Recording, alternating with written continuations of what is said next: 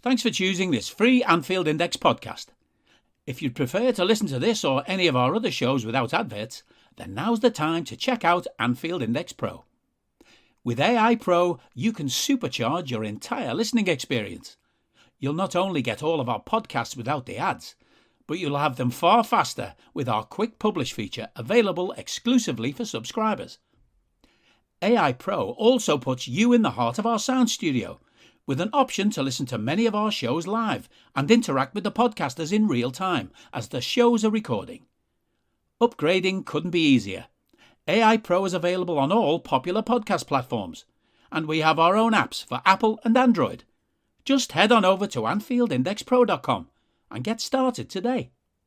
Hello and welcome to a special, a fixture special Fatigue Index podcast. I'm joined by the man who basically owns this pod. It's Mr. Stats and Swear Words himself, Simon Brundish. Si, how you doing? Yeah, good. Excited. I'm already excited for the new season. I can't believe how excited I am already, and the season finished 3 fucking days ago. Yeah, this is your favourite part of the season. Like, this is where you're literally not grumpy at all. This is like... It's Christmas for I get you. this reputation for grumpiness. I'm the biggest champion of that we're going to win the league, more than anybody else. Everybody only kind of gets on board in, like, after they stop bitching about who we're not buying, for fuck's sake, in about February. Like, oh, come on now. In about February, that's about right, actually, yeah, because then, it's be a bit longer this time, September to... 5 years. 5 years in the prediction pod, I've got it wrong. Wrong in any kind of significant way once in 5 years, and that once we had our whole defense ripped out for most of the season. So don't come at me with negativity. I just tell it how it is, and it tends to work, thankfully. But we have fucking oil oligarch run clubs that we're up against that are setting all-time great performance records. So, like, if we get 92, 94, 95, 97 points, don't win the league, well, what can you do? No, you can't do much with it. That's the problem. You can just keep trying, and that's what Klopp does. He just keeps trying. Okay, well, the season starts really in July with that Community Shield, because Klopp's going to play a decent team. You know it isn't. That's the problem. So, yeah, but August doesn't look too bad. No, August.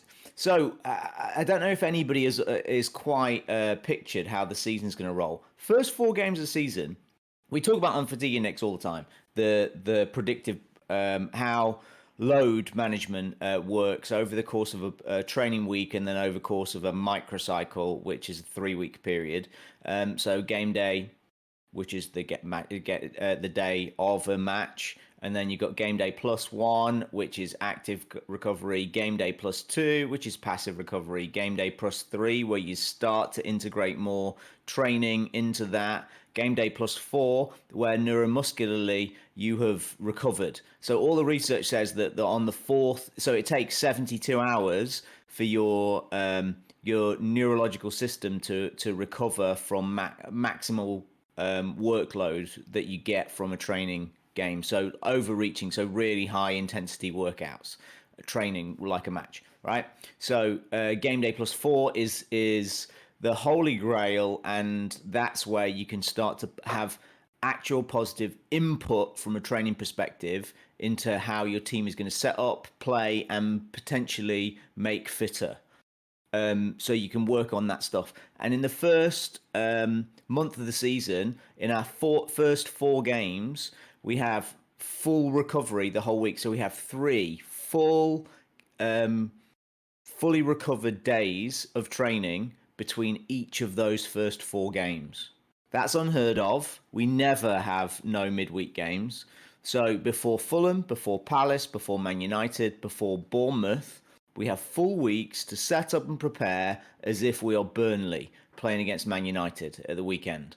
And that's a wonderful thing that allows us to practice and refine tactical changes, tactical nuances for that game, but also embed systems for the season. So if we're going to evolve over the course of a year, between seasons, tactically, how we tend to do, this is the greatest of setup. So we got a few lads coming in late from preseason, but preseason is where you start to input new layers to your tactical nuances.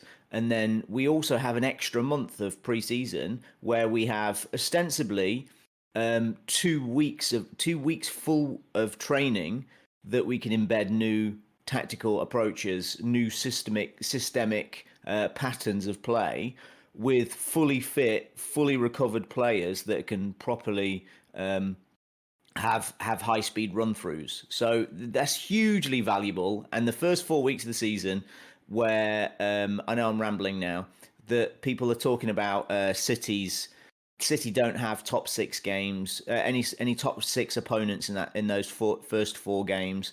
Neither do Man United, apart from us. That Spurs have Chelsea, which they should be happy about. Chelsea have Spurs, and they kind of got, on paper, you'd look at Everton, Leeds and Leicester, they should be tougher games, but they're teams that are actually more of a brand than an actual quality team. And Arsenal don't have anybody either. I would want, if I could, I would take City, I would take Spurs, I would take Chelsea and Arsenal in the first 4 games, because there is no better time to practice and prepare for them. So by us having Man United, which is probably one of the tougher of the top 4-5 aways in the season, where we can fully prepare, and they have to face an invigorated, fully fresh team of warlocks coming at them. Good luck to Man United. While City, there's no advantage to them. What it actually means is when they play good teams, they're coming off Champions League midweeks. I completely agree.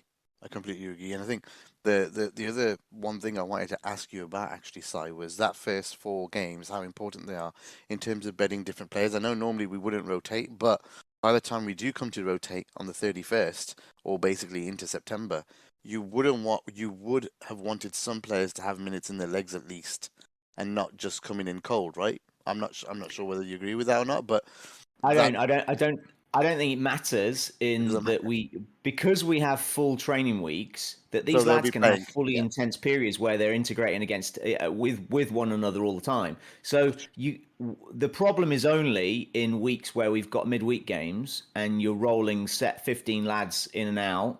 The lads 16 to 20 don't get to play at all or integrate in patterns in training in any meaningful way with the first team. But because we're basically playing extended preseason, so we're basically having 10 weeks of preseason with 4 meaningful games in. So there's so much practice time for these lads to play. We can totally quantify and deliberately impose like high speed training loads for all of the players, for all 20. So each time we can come peaked and ready to fly for each of those games, leading into Bournemouth, which goes from having no games at all having full weeks between games to 1, 2, 3, 4, 5, 6, 7 games in 22 days. It's nuts. That's stupid. I just don't see. What would you? I mean, going from that to this, it's still positive that August is so good, just so that the team gets time, right? I know we're going to criticize the September, October, because obviously they're crunch. But are you still thankful that August is as it is, so that July and August at least Klopp gets 2 months to prepare with the team, ready for those horrible 2 months that are coming? I don't know if you can put any kind of qualitative assessment on it, other than whichever coach utilizes that time best is going to be in the better position for the two massive periods of roller coaster games where we've just got a game every literally 3 days. We got a game every 3.1 days. That is fucking insane, and it happens 3 times in the season. Yeah, the first time I looked at this and I was putting that graphic together, I was just like, this is horrendous. It's literally every 3 days, and obviously these fixtures are going to move a little bit as well, so it might even be more unkind to us. We have 17 games in the season, right, where we're playing on game day +3. Yeah, it's not good. So that's the game. That'll be the same for everybody, though, right? Not just us. No. It's the same for the top teams. Yeah. Sorry, It's not the same for everybody. It's just the same for the teams that are competing for the league. Yeah. So that's why if you can play against the rubbish teams, if you play against the rubbish teams when they've got a week between games, they have that advantage theoretically of how to figure out of rehearsing and how to figure out your set pieces and putting a tactical block into your most deliberate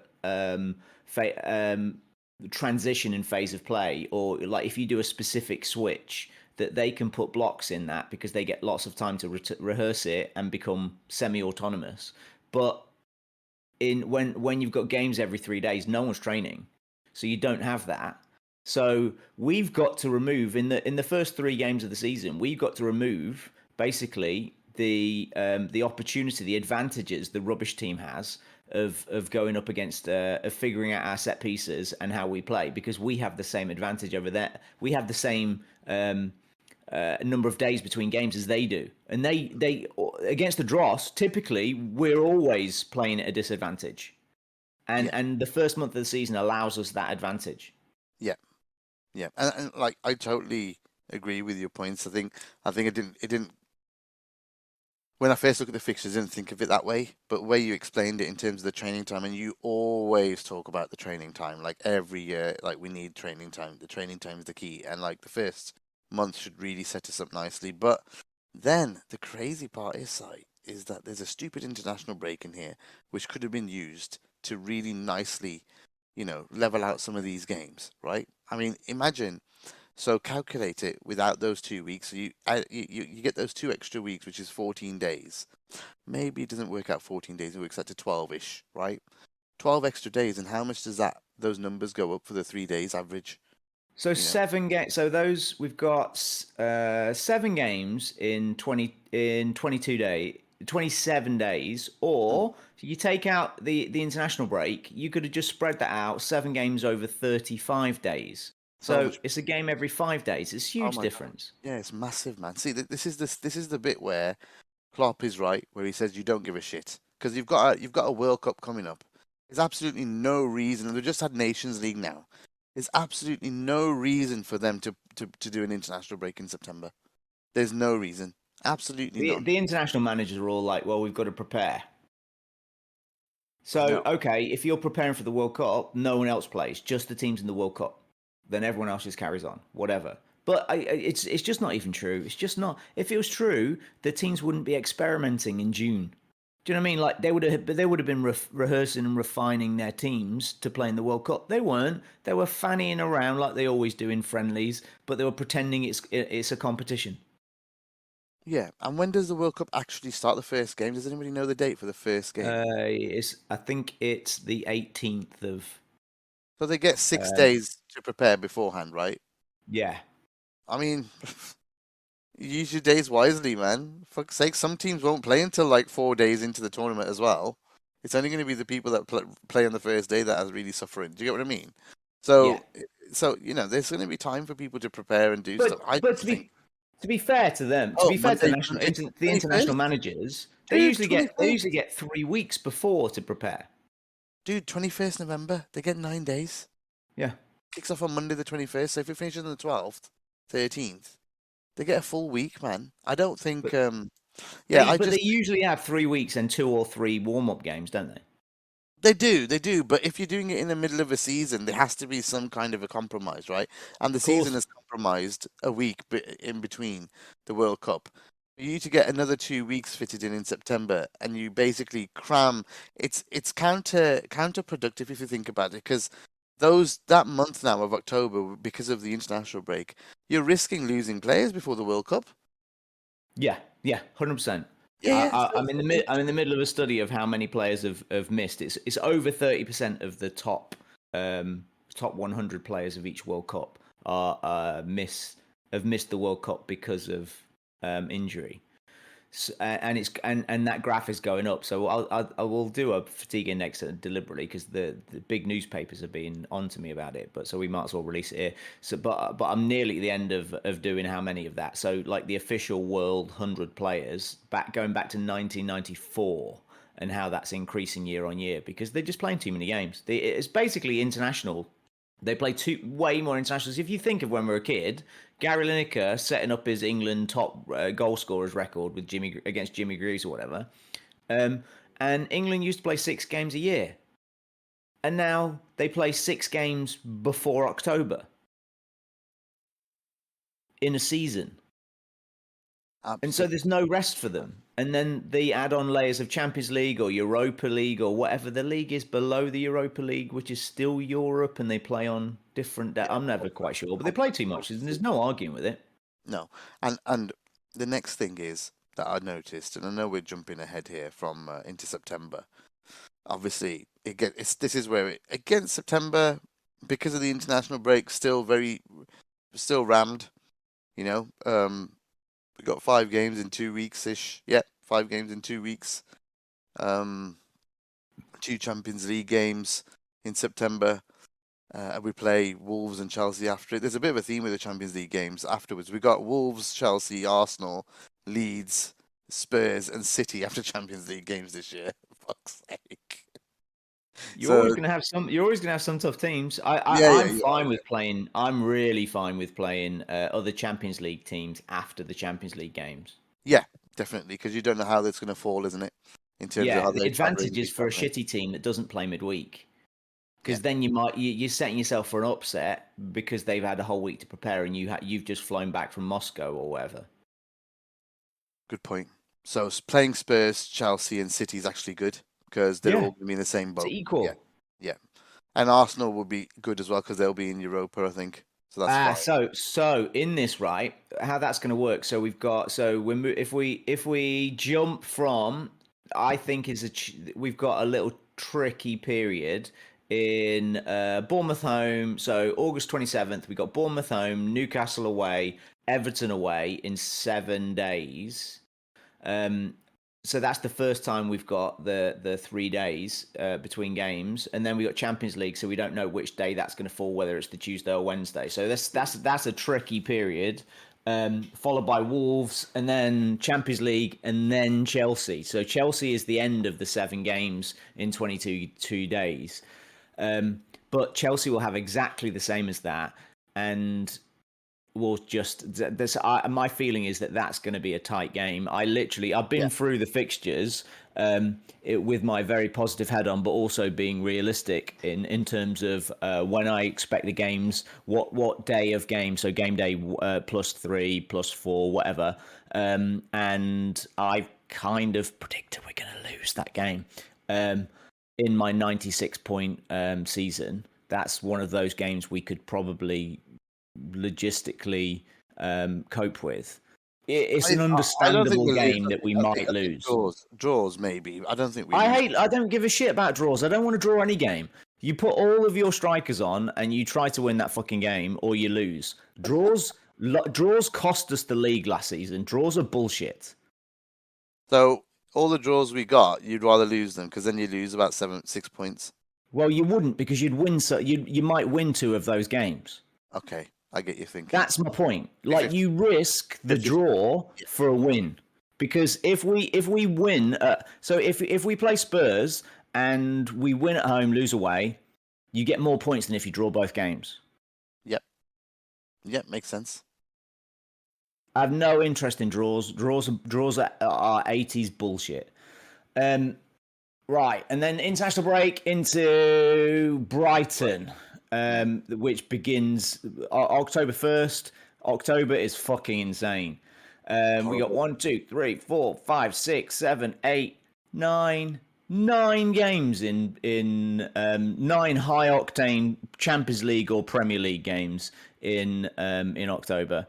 That's tough. That's a tough month for anybty.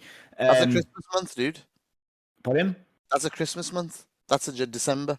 Yeah. We've got exactly that, and we've got 3 of those over the course of the season because of the nonsense of the World Cup.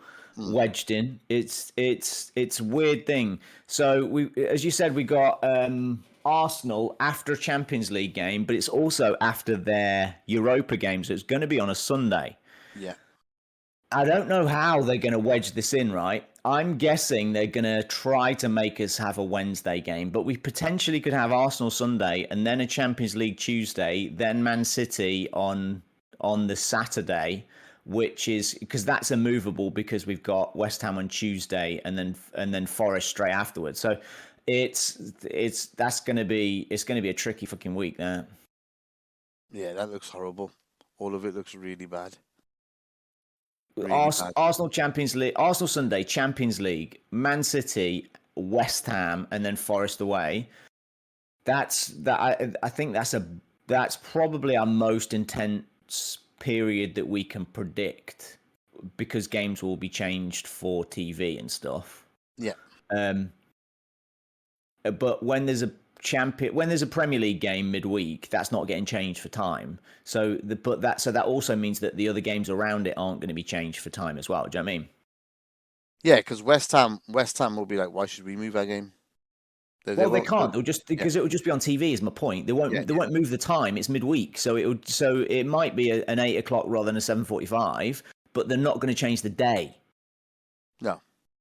So because they're not going to change the day, they can't change the other two around it because they have to have like days between games. So what we can say is that Man City, West Ham, and Forest are on the days that they've been scheduled. They aren't going to be moved because there's nowhere to move them. That's my point. And the rest of the season, there's going to be most of the games are going to be moved to a Sunday. Oh my goodness. Just because that's what happens. Liverpool play on Sundays most of the time because of TV or Saturday nights, aren't they? Because most of Liverpool's games are on TV.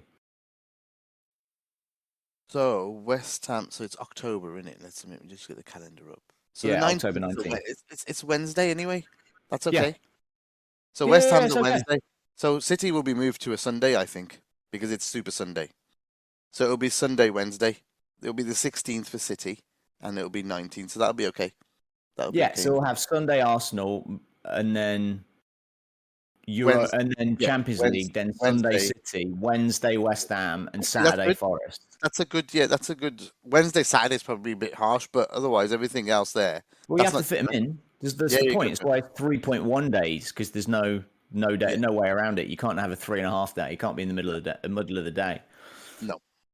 Okay, so the next thing, dude, is that we've got 6 Champions League games done by November 1st.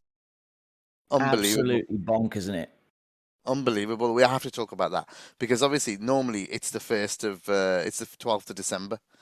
6 weeks crunched into the first 3 months of the season. Well, so basically they started the league 2 weeks earlier. And we have 58 days to get in all. Well, it's not even true. We have 50 days to get in all 6 Champions League rounds. Yeah. And I think last season we had 75 days to fit in the. So it's 25 fewer days this year to fit in all 6 Champions League rounds. So there's like 3 fewer weeks. Because they're wedging them in tight. So we usually have 2 games, then a week off, then 2 games, then a week off, and they're going back to back to back to back to back, broken only by the ridiculous international break. Yeah, I mean, let's be honest. If it wasn't for those games, there'd be Carabao Stupid Cup games in there, and that we could throw away and not play in the second game. Yeah, but yeah, you're right.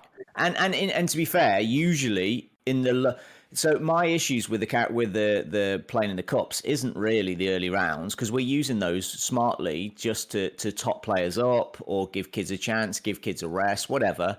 But from a player's load perspective, that doesn't really have much implication for us. It's only that we win them and then go through to harder rounds or get drawn against harder teams, and then more and more of our first team end up getting soaked into the shitty competitions. So we lose around a month or 6 weeks out of the season to the World Cup. I think 5 weeks-ish, right? But But add, what they say you is get, they give us back 15 days from an international break that didn't usually happen. That didn't happen. right, and then they'd extend the league by a week and 2.5 weeks, 4.5. Okay, it just seems like it's more cramped still. It just, even though they're So almost level in terms of what they're giving us back, just still feels way more cramped than normal, man. Don't know why. it does. We have so this season we have 259 club days. So take out the international breaks. And why on earth has it gone up there? Sorry, my notes have gone off my screen. Oh, there we go. So yeah, let me get it back up. So 249 club days, and last season we had 225 club days.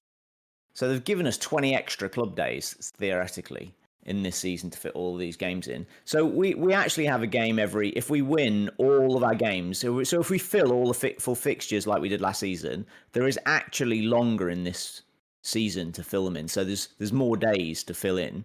There are a game every 4.01 days this season, and last season it was a game every 3.8 days. So there is more, but it's all it's right in the first month of the season, the extra. So it's that 4 games in the first month of the season instead of with big gaps, and then there's another period where you've got gaps in February. There are 2 big gaps in February, and then there's a couple of big gaps in March and April that we didn't usually have. So they've concertinaed 3 really, really tight sections of the season that I don't understand why. Because there's enough time in the season to spread the fixtures out. Yeah, agreed. It's weird, and I think also the March international break. We'll get there. We'll just get there. So obviously November is not as cramped. Obviously everything breaks up on the 12th. There's an EFL Cup round in there, which will be heavily rotated as well. Hopefully getting, well, maybe getting a hard draws better at this point. And then December again, there's an EFL Cup to come back from the World Cup, which is just crazy. And then two games where they have actually made a change this time, and they've decided to do Boxing Day and the 31st rather than, but still 31st to the 2nd is still very close. What difference does it make if they play 26th and 28th or 31st and 2nd? It makes no difference. It's semantics. It's his semantics. They've done nothing here. They've not, like the Mirror put an article out about how Klopp's been listened to. Fuck, has he? The 31st and the 2nd is literally 2 days. Yeah, it's nothing. But to be fair, last season we got really lucky with scheduling. I think we had a really favourable schedule. The only tightening of our schedule was caused by our success. So if we'd have got knocked out in the quarterfinals of both the cups, we'd have had the softest schedule in history possible. Because all of the games got moved in our favour. The problem was that we kept winning, so we kept having to wedge games in, and then there were a couple of decisions that didn't quite go our way in the scheduling at the end of the season because we had so many. But in the beginning of the season schedule, we had the best schedule ever, and like all around Christmas, TV games kept getting moved in our favour. So we had like 4 days between games at Christmas. Yeah. So TV will absolutely move at least one of the Villa, Leicester, Brentford games, even though they're all really boring games. But you'd imagine Villa's going to be on TV because of Stevie. And then at this point, sometime Brendan's going to get sacked. So you never know how Leicester are going to be at that time. And Brentford, in all likelihood, as well as analytically they are set up, they're probably going to be lower half, aren't they? Yeah, probably won't be live, that one, but who knows? But there is a lot of dross in the league next season, so it's impossible to say who's going to be top 10 or not. Exactly, and we move into January then, which is literally cup month side when you look at it. There's 5 cup games here. So there's an opportunity, if you get knocked out, to really recharge some batteries for the players that have gone to the World Cup. For those that haven't gone to the World Cup and stayed back, they'll be recharged and ready to go here anyway. But there is, and I really don't want to. I completely get that I am the Grinch of the the shitty cups, right? But we've discussed this so many times in the group. Nobody agrees with me because everyone got a little bit drunk on the cup finals, and I get that. But I believe that there are costs to all of the weekly cup games, and playing your best players 55% of all of the shitty cup minutes means that at the end of the season they've played all of these. They've played 600 or 700 extra minutes that they didn't need to, and they're now tired at the end of the season when they're all fucking tired. So you've got all of this level of fatigue. So you're increasing chances of injury through fatigue. You are increasing chances of injury because of their playing time against shitty teams that want to kick them. But most of all, you diminish training time, because by playing these cup games, you aren't afforded the opportunity to actually train during the week time, because you're just preparing for a game or recovering from a previous one. So in this period, we either, in January, which goes from January the 8th with the FA Cup game through to the 1st of February, which is one of the other shitty cup, I think it's the semi-final or quarter-final. I'm not quite sure how this shittiness goes this season. Second leg of the semi-final, yeah. Yeah, they just delayed and delayed and delayed. So going through that period, we either could have you either could have 2 days of full rest out of 27, or you could have 9 days of full recovery that you could work on training stuff, mitigate load. You could allow players to come back from injury.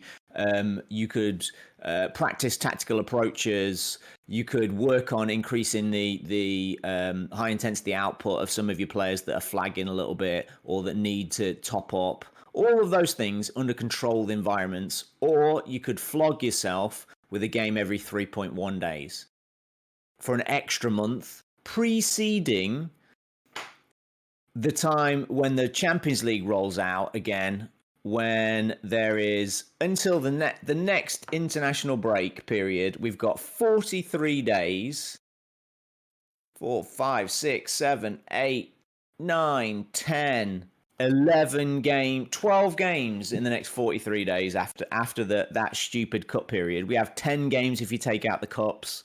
And that is the most important time of the season, the crunch time of the season, really. I think before the international break, before we get to the actual crunch time. But this is the period that we dominated in the season. This builds the season. This is what basically puts you in the position, right? So these February and March, or loses you a league. Yeah, or loses you a league. So for me personally, look, we had the 2 cup wins. It was great. We've had our fun. I think it's time to focus in this season, especially when it's so disrupted as well, back on the main 2. You know, at the end of the day, everybody was gutted that we missed out on those main 2. It's time to win those 2. You know, and if you want to win those 2, something has to give in this season. Something has to give in this season. So and you have to think, I wouldn't be against losing, a cup game here or there at the end of the day. I just wouldn't. Teams are built with a time window. Yeah. Right? Yeah, we're evolving, we're adding new players, it's really exciting, right? But we've got the end of Mo Salah's peak. We've got the end of Alisson's peak. We've got the end of Virgil van Dijk's peak. We've got the end of Joel Matip's peak. Like, with the Bobby is kind of still around and is going to have to play a key role. These are 6 wonderful players, 4 world-class players there. And at how much time do they have left to piss around, wasting a season because you played them for 1,000 minutes in shitty cups? Like, their legacy is not going to be built on, here's how we won the Carabao Cup. Here's the Hendo shaking his legs, lifting a Carabao trophy. They're here to win the league. They're there to win the Champions League. They're there for those decisive moments in peak form, in peak neurological form in Champions League finals, not to be a little bit under the weather or diminished in any way because their level of fatigue of having played in shitty cups. Completely agree. Completely agree. We've had our fun. It's time to be serious now. When you look at March, then, so we've done January, February. You've said February is massive again. If you get rid of those 2 cup games at the end of the month in Feb, it looks very much more rosier, in terms of playing time and stuff. It does. I want to just think about just from a game by game perspective, right? We've got in February we've got Everton after a free week, which is unheard of, really. Which is great.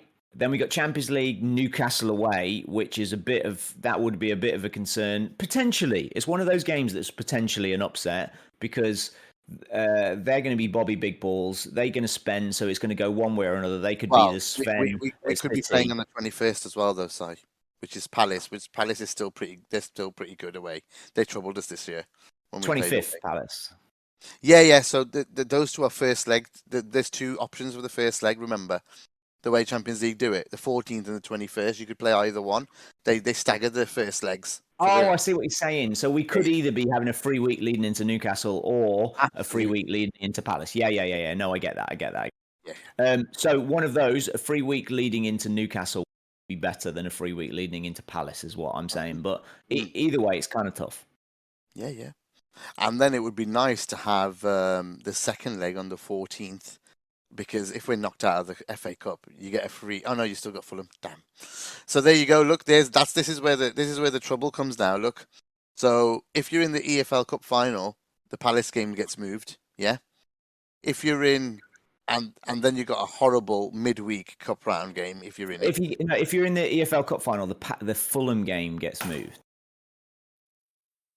Oh no! You're right. It is the Palace game, and if you're through to the quarterfinals of the FA Cup, the Fulham game gets moved. That's 2 games already moved in a crunch. Like literally, where do you fit them? Where April? It's going to be April. Because in April through to the 20th of May. So that is a 43 day period.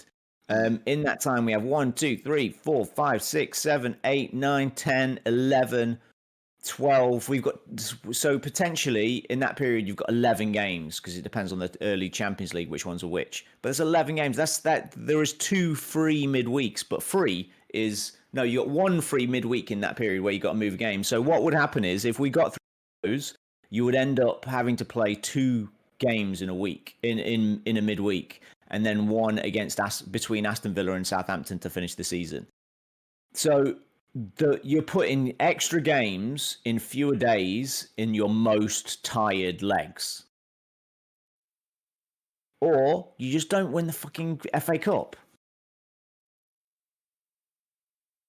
Yep. I'm with you, man. I'm with you now. This is, at the time, we were hoping that it would lead to a league win or a Champions League win.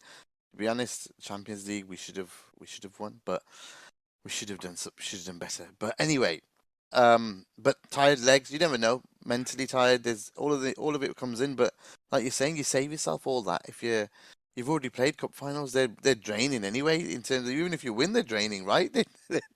Yeah, there's a lot gone into it, even if you win. But I think you're right. Imagine as well. There's an FA Cup semi-final in April. If you've got that far, you're moving Forest too. So you've then got Palace, Fulham and Forest to move. And the only places to put them are in between City and Arsenal in April. So 1st and 8th, yeah? There's a gap in there.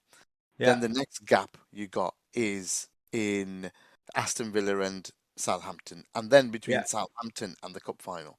But Southampton... No, because you can't put... The last game of the season is the last game of the season. Yeah, so where the fuck do you put it? You can't. It's impossible. Only during Champions League weeks if you got knocked out of Champions League weeks. Which I don't want. No, exactly. You've got to prioritise smartly. Yeah, because this season then, all of a sudden, if it was similar to this season, so just say we repeated it, it's fucked. It's complete, because you're going to end up playing 2 games. You're going to end up playing 2 games in 2 days somewhere. Yeah. Because of that, you're going to be basically hitting a hammer in your own foot, So at some point in the latter stage of those competitions, even if you get into the latter stage of the Carabao Shitty Cup, that's still going to lead to we're playing first choice players to win these. So you then get the choice of playing lesser players against Man United, or lesser players again in league games against top 10 teams, because your lads are already tied and you're risking injury, or you risk the injury, and you like it's there's compromise all over just so you can win the competition. And so you're risking, you're creating potential extra risk in the more important competitions, so you can potentially win the littler competitions. And I'm like, so let's just set it aside. I'm very happy that we won retrospectively those cups. No, I'm not. I'm just happy. I'm happy for you that we won those cups, right? Both of those finals were incredibly arduous, and we were very fortunate to win. Yeah. So it wasn't like we played our best players and then cruised the finals or anything. So if we do exactly the same stuff this year, there is absolute potential that we will do the same thing and not win, just like in the Champions League final, because that's what happens in finals. So you could throw away the season to get into the same spot, and then it just doesn't go your way because penalties at the end. Yeah, Do you know what I mean? right. Yeah, penalties is a lottery anyway. I mean, unless you've got new. Well, we're brilliant at penalties, but what happens if somebody slips? Like, it can be that simple. Yeah, stop. We don't talk about slips anymore. Okay. I meant on kicking the penalty. I wasn't talking about that, but yeah. I know. But okay, I've only got a few minutes left, dude, because I've got Yeah. a run. But let's look at April. Without the FA Cup semi, it's still stacked, right? It's still unbelievable. Yeah. We got Arsenal from a free midweek, which will be nice unless there's an FA Cup shitty game, and then Champions League, Leeds away, Champions League, Forest at home, which for kids means nothing. For fans that remember Hillsborough is a big deal, and I fucking hate Forest. No, I don't remember. I don't think Hillsborough Anfield. I think 5-0, 88. No. I wasn't talking about Hillsborough in particular. I'm just saying people that are old enough. Oh yes, of course. Yeah. That's the first. Forest were our main competition for like 3 years. Yeah, it was mental, man. It was great. We hated them. Absolutely. Yeah, and I live in Derby. I hate Forest. I work for Derby County. I fucking hate Forest. Yeah, fair enough. That's good. So just from a personal opinion, and then we got Moyes midweek away, who would love nothing more than to sneak a draw. Yeah. And then Spurs at home. So that could potentially be quite a tough little period as well. That is tough. I mean, May as well is horrible, man. Normally, May exciting. It's not. Leicester away. So last 4 games of the season, you've got Brentford, Leicester away, Villa at home, Southampton away. Oh my God, I'll be fucking furious if I was a City fan. But it's just because of. Do you trust us to rotate enough and well enough not to be tired in those games? That's all. Yeah. Like, just don't win all the fucking cups so you're knackered. But those last 4 games could not be. We could swap Brentford for Bournemouth, and then you have pretty much the 4 most suitable teams to play against in the last 4 games of the season.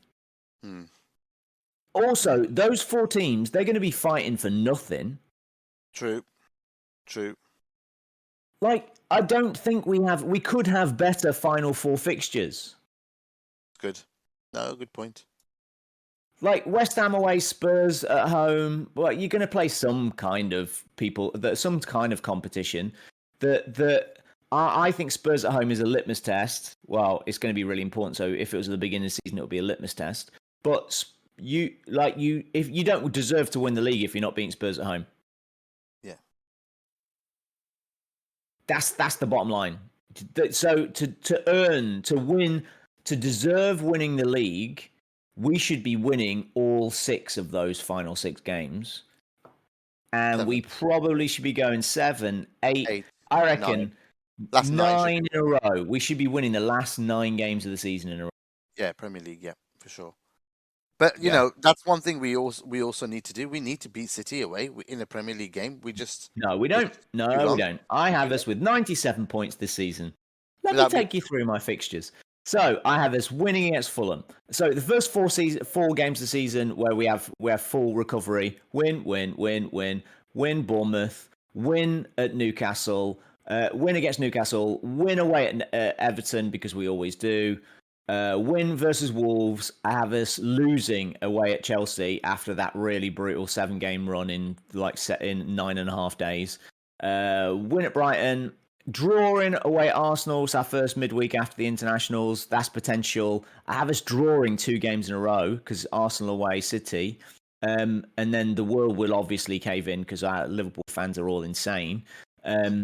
The online Twitter Liverpool fan is insane. But then we pick it back up by slamming West Ham, making a proper full-on point of it. This is where we're on the rise heading to the World Cup. Win at West Ham, win at away at Forest, motherfuckers. We win at home to Leeds. Then is the Spurs, which is at the end of that another really tricky period before the international break. I've got us drawing that game and winning to go into the World Cup at Southampton. So all these, if we've got any really contentious build up of games in a really short space of time, I'm drawing. Then we win 5 in a row. So you've got us finishing at dropping points in Everton. 4 games in that first 14. Is it 1, 2, 3, 4, 5, 6? 16 up to the World Cup. We have 16 games at the World Cup. We're dropping 4, yeah. So we're dropping 6 and 9 points. We're dropping 9 points. Yeah. Okay. And then in the second block between World Cup and international breaks, I have us at 3, 6, 9, 12, 15, 18, 21, 22, 31 points. 34 points in that international break. So I have us dropping 2 points away at Newcastle. That's the decisive block. That's where City go, oh shit, nothing we do here is running away from motherfuckers. And then we lose away at City, which lull them back in a little.